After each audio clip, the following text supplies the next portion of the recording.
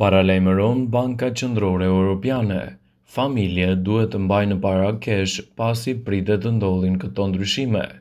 Familjet e BE-s duhet të mbajnë para kesh në shtëpi për raste emergjence, ka sugjeruar një studim i Bankës Qendrore Evropiane, duke argumentuar se kartmonellat mbeten një mbrojtje jetësore kundër sistemeve digjitale të cilat dështojnë.